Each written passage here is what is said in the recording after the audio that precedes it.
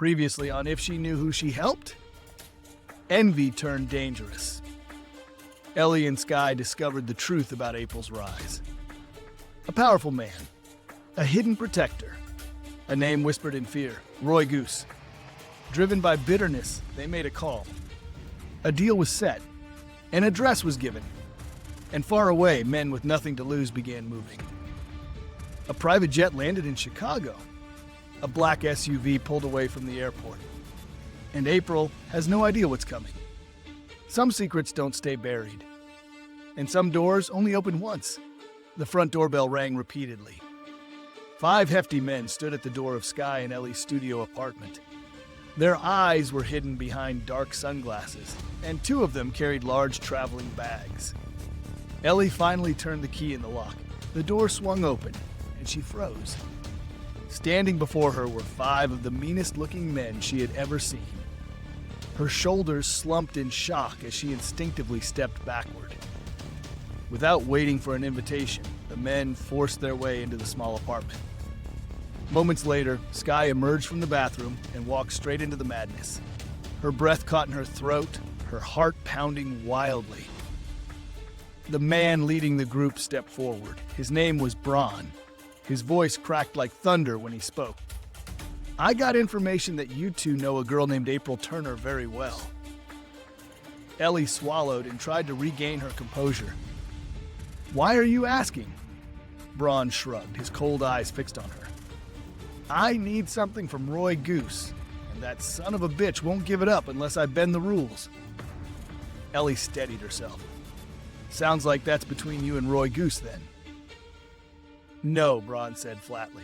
The moment I stepped into this poor, wretched apartment of yours, you became involved. You've seen my face. You know why I'm here. Ellie's throat tightened. She knew she was standing at a crossroads between fear and greed. She chose greed. Jessica told us you have money to spend, Ellie said carefully. Braun smirked. Name your price, whatever it takes to give up your little ass friend. Ellie folded her arms, wearing a callous expression. Are you going to unalive her? Braun shook his head in mild disapproval. Roy cares for her. We'll use her as bait. A tiny evil like you should understand what that means. Ellie glanced at Sky, then took a deep breath. Any amount? She asked. Name it, Braun replied. $5 million. Braun let out a short laugh. I knew you're a greedy bitch. He turned to one of his men holding a bag. Drop it. The man dropped the bag at Ellie's feet. It hit the floor with a heavy thud. That's $2.5 million cash, Braun said. Half now, half later. Later, Ellie and Sky drove to April's place and parked just outside the villa. Sky pulled out her phone and dialed April's number. The call connected. April answered as she relaxed on her couch, watching a show on the large screen in her living room. I just wanted to apologize for our manners earlier today, Sky said softly. You were right. We should have cared more as your friends, as your sisters. It's okay, Sky, April replied calmly. I just like to get things off my chest.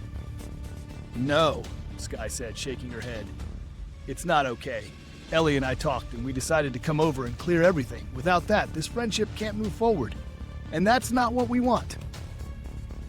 April stood and walked to one of her large French windows.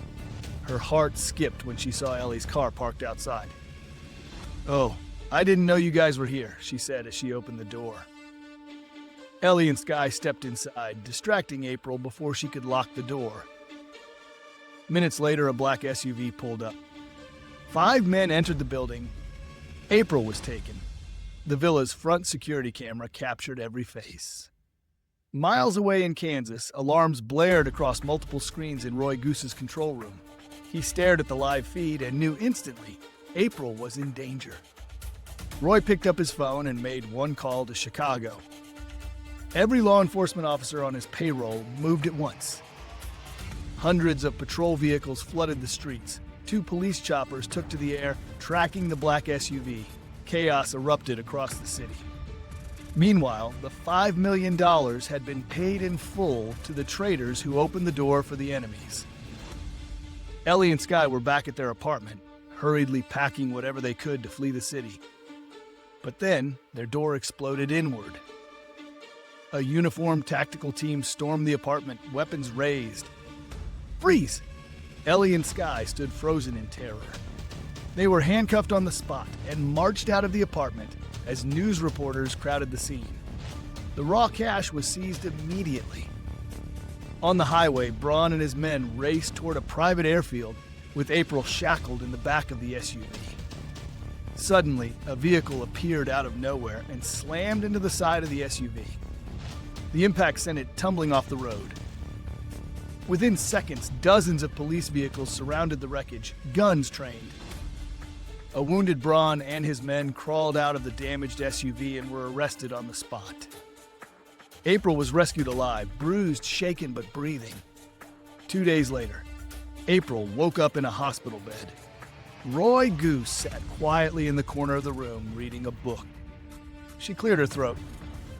Roy looked up instantly and smiled. "There you are. How did you know I was taken so quickly?" April asked. Roy closed the book. "Remember the day you moved in? The realtor mentioned the security camera outside was installed at my request." April nodded slowly.